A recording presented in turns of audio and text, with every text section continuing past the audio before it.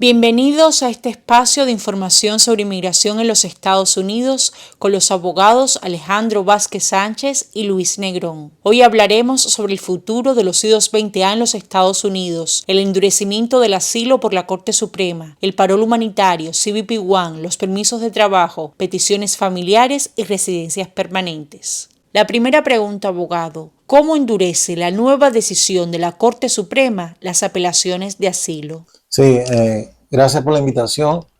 El reciente caso de la Corte Suprema, Uria Orellana versus Bondi, va a tener una repercusión desfavorable en las posibilidades de las apelaciones federales a las decisiones de asilo emitidas tanto por los jueces de inmigración como la apelación que se hace ante la Junta Apelativa de Inmigración.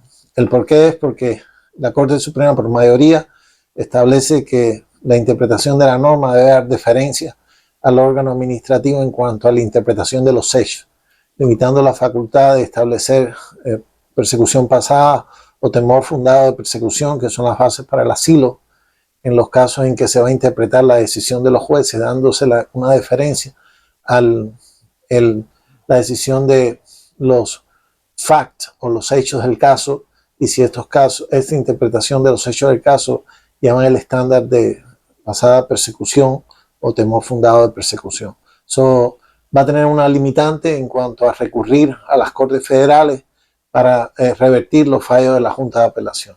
La siguiente pregunta: con la reciente decisión del 11º Circuito, los I-220A debemos intentar pedir la residencia por la ley de ajuste usando el argumento de que el 11º Circuito mandó a reevaluar la decisión del BIA, ¿o debemos esperar?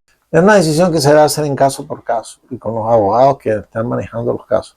Porque básicamente lo que se hace, que es una labor importante de los abogados que están llevando este pleito, es que ante la discrepancia que tiene la Junta de Apelación en interpretar cuál es el estatuto aplicable en los casos de I-220A y después el cambio de posición del gobierno ante la Corte de Apelaciones del 11º Circuito, el 11º Circuito revierte el caso a la Junta de Apelaciones, que es el Tribunal Apelativo de Inmigración, para que haya una uniformidad entre la posición actual del gobierno y las decisiones que han tomado, que son decisiones discrepantes, siempre y cuando aceptando que el estatuto que se va a aceptar es el 235, que es un aplicante para admisión, que eso puede tener un efecto a mediano plazo favorable en los casos de la I-220A. La siguiente pregunta: abogado, si la Junta de Apelaciones falla en contra nuevamente de los I-220A, ¿qué esperanzas o qué opciones nos quedarían?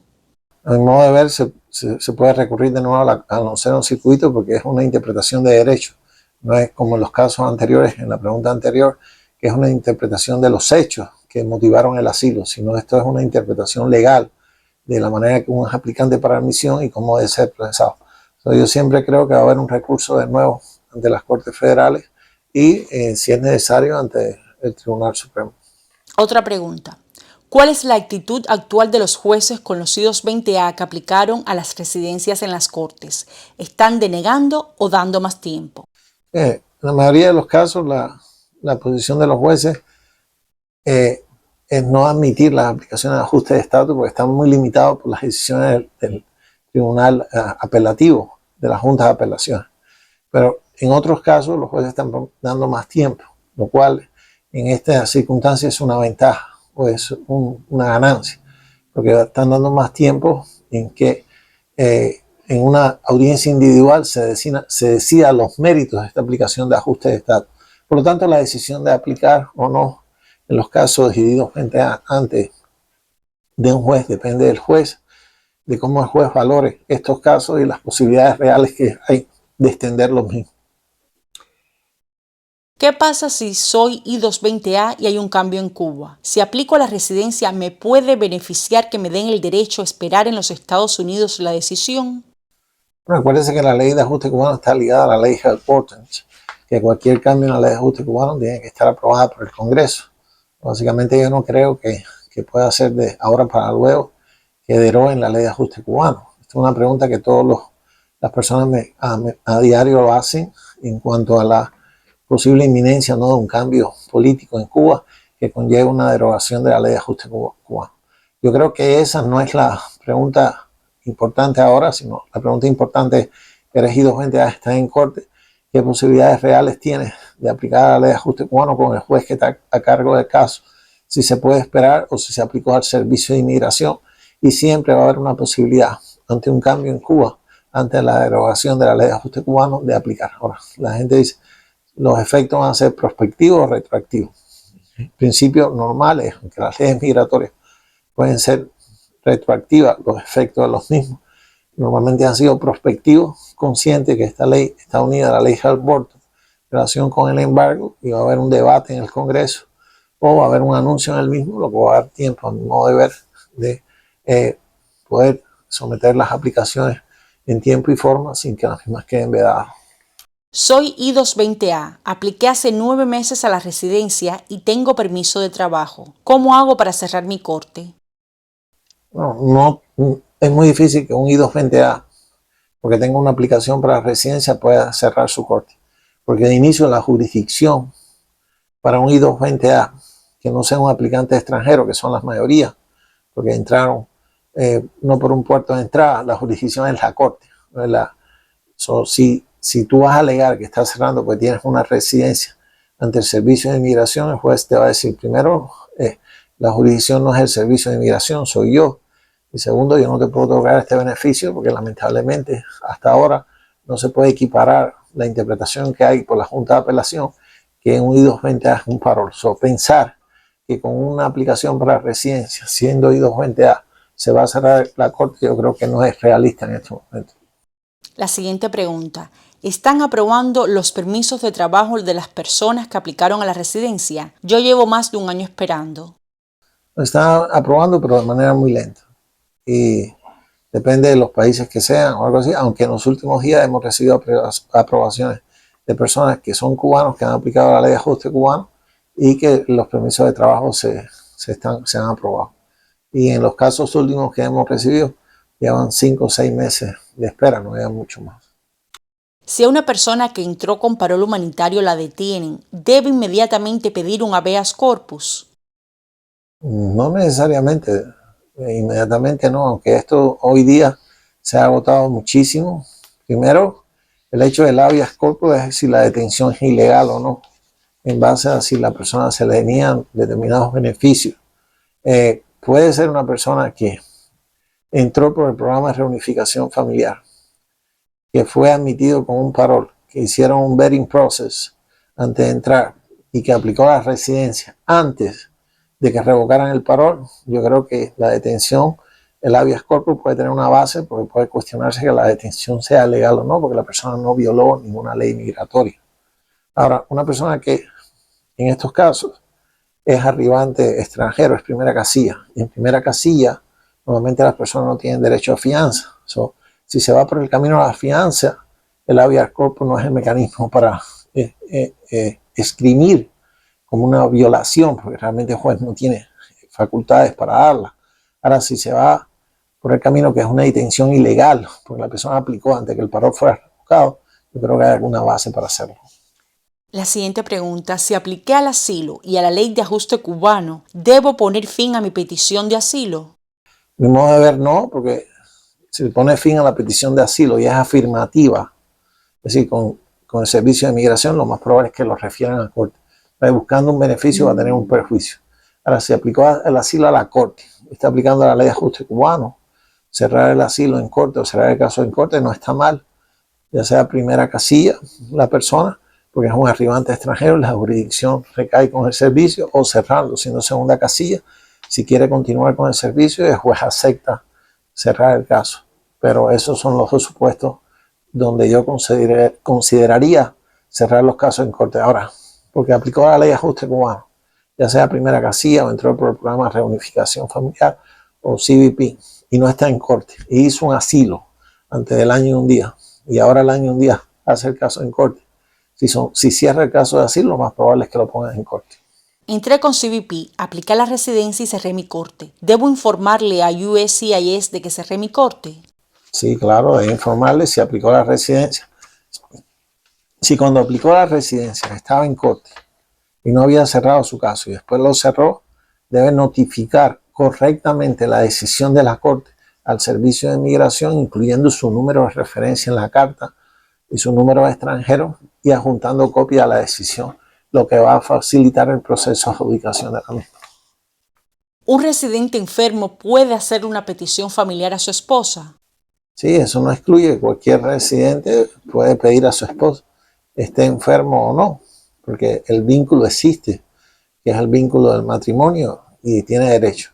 Ahora, en el momento en que la esposa va a emigrar, ese residente enfermo tiene que cumplir con las indicaciones del affidavit of support, del affidavit de sostenimiento económico, y de no tener lo suficiente, de ser una enfermedad temporal o si fuese permanente, que no represente un peligro para las personas que van a traer, pues el affidavit sostiene que la persona no va a ser carga pública tanto, porque lo que no se está cuestionando es el peticionario residente, sino el inmigrante. Yo no veo el por qué la persona no puede hacer la petición. Si le solicitan la petición familiar I-130 a un adulto que entró con un menor, pero la aprobación se demora el tiempo suficiente como para que ese menor cumpla la mayoría de edad, ¿qué habría que hacer con el perdón I-601A? Pero si el menor acumula presencia legal, que es 18 años más 6 meses y un día, habría que pedir también un I-601A para ese menor. Los menores no acumulan presencia legal hasta que cumplen la mayoría de edad, 18 años. Y a los 18 años la presencia legal se activa a los 6 meses. Básicamente habría que, si al momento de estar disponible la visa o la entrevista, ya el menor va a tener más de 18 años y 6 meses, se recomienda entonces que se haga una I-601A para ese menor. La siguiente pregunta. Tengo CBP, cerré mi corte y apliqué la residencia. Cuando la aprueben, ¿la ponen desde la fecha de aplicación o la de entrada al país? Debe ser de la fecha de entrada al país.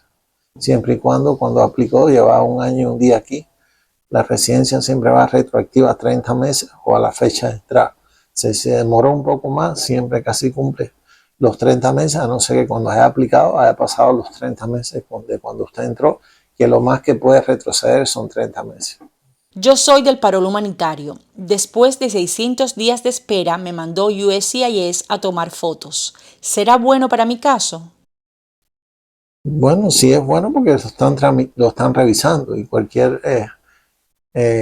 indicación de pedir información es bueno, porque quiere decir que su caso no está archivado o nadie lo está viendo, lo están viendo. Eso yo creo que sí, que es algo positivo. Otra pregunta. Entré con parol humanitario y apliqué a la ley de ajuste cubano. ¿Debo seguir esperando o ajustar mi estatus a través de mi esposo ciudadano? Yo creo que debe seguir esperando porque tienen los requerimientos para hacerlo, ¿no? Y la ley de ajuste cubano le va a hacer con efecto retroactivo.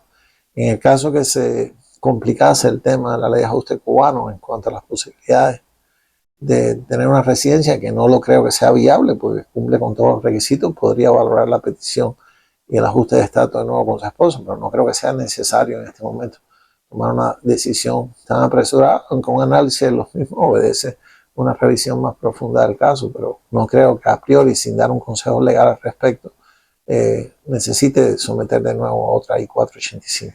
Si ya sometí el perdón I-601A y me reabrieron el caso y tengo cita, ¿qué puede pasar si aún el perdón no está aprobado? No puede viajar hasta que el perdón esté aprobado. Si viaja sin el perdón aprobado, abandona ese perdón y tiene que empezar otro I-601 fuera. Eso tiene que permanecer. No puede tener cita teniendo una I-601A pendiente. Hay algo que hizo ahí que hizo mal porque tenía que haber notificado al Centro Nacional de Visa que usted está a la espera de una decisión en cuanto a la I-601A, porque el objetivo de viajar con un perdón es que le aprueben el perdón para evitar la penalidad. Mi sobrino que entró con CBP One está detenido y tiene residencia pendiente hace más de un año. ¿Qué puede hacer? Lamentablemente usted puede tratar de ver si la detención es ilegal, si al momento de aplicar la residencia el parol estaba vigente y no había sido revocado. Pero la aplicación para la residencia no la puede hacer en corte porque él cae bajo la excepción. Normalmente cuando usted está en corte, toda aplicación de residencia se hace en corte. La excepción es si usted es primera casilla, que es arribante extranjero. En este caso, el juez no tiene jurisdicción para la aplicación de residencia, la tiene el servicio de migración, por lo tanto ese beneficio no lo puede aplicar delante del juez. Y si no lo libera, el único remedio que tiene temporalmente es luchar su asilo. Abogado, si el juez no dejó ni pedir la salida voluntaria y le dio removal, ¿cómo se tiene que hacer si se le quiere solicitar una petición familiar ahora? ¿Se tienen que pedir los dos perdones a la vez? ¿Cuánto se tardaría el proceso? El perdón del I-212, que es la aplicación para reentrar, lo tiene que pedir. El perdón de la presencia ilegal, si la persona acumuló presencia ilegal, también lo tiene que pedir una vez que la aprueben la I-130. El I-212, una vez sometida a la I-130 sin estar aprobada, lo puede someter, que es un permiso de reentrada. El I-601, en este caso, si la persona está afuera, no aplica el I-601A, aplica el I-601, y eso llegaría primero el proceso consular, la fecha de la entrevista, y al momento de la entrevista aprobado el I-212, que va a estar previamente aprobado si se lo aprueba. Entonces, si acumuló presencia ilegal, el oficial consular le va a pedir entonces que somete el I-601 como un perdón para evitar la causa de inelegibilidad. ¿Qué tiempo demora una petición I-130 por matrimonio con un ciudadano desde que se hace hasta que te aprueban? ¿Y cómo te hacen saber que tu petición está aprobada? ¿Es por correo electrónico o físicamente? Normalmente físicamente la aprobación, a no ser que usted tenga una cuenta con USCIS en línea y pueda ser notificado en línea de la aprobación de la petición, y si hizo la aplicación en línea también le va a notificar en línea, y si tiene una cuenta puede acceder a los correos a través de la notificación. Ahora, la I-130 es la petición, ya sea si la persona está aquí o está fuera de Estados Unidos. Si la persona está aquí y entró legal o tiene un parol, con la I-130 puede hacer un ajuste de estatus. Si no entró legal o no tiene parol, solamente puede hacer la I-130 y continuar con el proceso consular. Previo análisis, y un I-601A, que es el perdón por la presencia ilegal, procede antes de salir fuera del país. Yo entré ilegal, pero puse mi asilo en menos de los 6 meses. Pasó un año, conocí a la persona que hoy es mi esposo. Realizamos la petición familiar. El 24 de octubre mandaron el acuse de que fue revisada y recibida. Pero mi juez no quiso desestimar mi caso y me dijeron que la mejor opción era pedir la salida voluntaria, ya que no necesito un perdón, y esperar los documentos en el consulado de mi país. Pero me da miedo que después no pueda regresar con mi familia. ¿Qué debo hacer? Es una decisión muy personal. Si pide la salida voluntaria, evidentemente no va a tener que pedir el perdón de reentrada, y si no acumuló presencia ilegal no va a tener problemas al momento de la visa. Tiene que revisar su caso con un profesional, valorar las opciones. Si se queda aquí, tiene que continuar el caso. Normalmente los jueces son un poco reluctant de cerrar los casos, a no ser que haya una aprobación de la I-130, y aún así hoy día es muy difícil lograrlo si no es una petición inmediata. Y hay bases y aún así también es difícil. Pero no es imposible, pero es difícil, depende de cada juez, de las circunstancias del caso, del análisis, aunque repito, hoy día a los jueces están más limitados en tener una flexibilidad de cerrar los casos. Pero revise el caso con un profesional competente, valore las opciones y tome usted la decisión sabiendo los pros y los contras. Gracias por su información, abogado. Hasta un próximo programa. Gracias a usted.